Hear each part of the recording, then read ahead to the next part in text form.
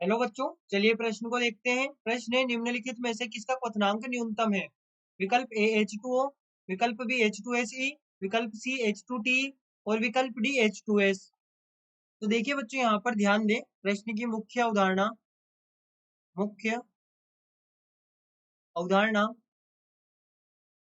तो देखिए, जैसा कि हमें पता है कि जो क्वथनांक होता है, क्वथनांक ये यहाँ पर मोलिकुलर वेट के बढ़ने पर, यहाँ पर अणुभार के बढ़ने पर बढ़ता है, यानी कि अणुभार के समानुपाती होता है, अणुभार के समानुपाती होता है।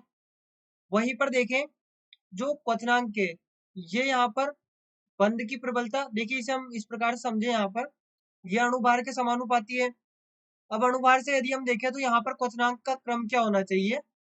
क्वथनांक का क्रम क्वथनांक का क्रम होना चाहिए H2O, जो कि सबसे ज्यादा है, फिर H2S, यहाँ पर H2O, फिर H2S, फिर H2SE और फिर H2T। ये क्रम होना चाहिए अगर हम अणुभार के हिसाब से देखें।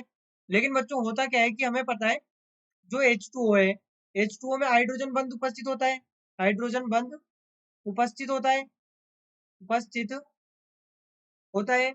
अब हाइड्रोजन बंध उपस्थित होगा तो क्या होगा?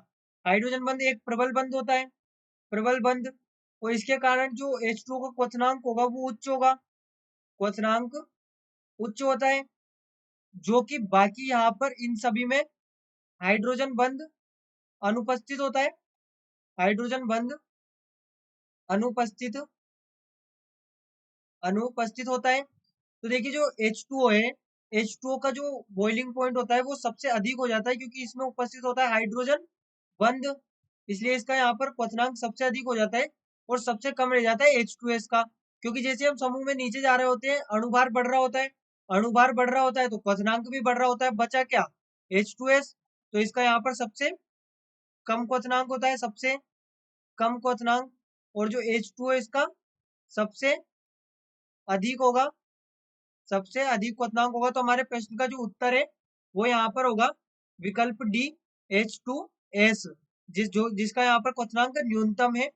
तो बच्चों, आशा करते हैं आपको प्रश्न समझ आया होगा। धन्यवाद।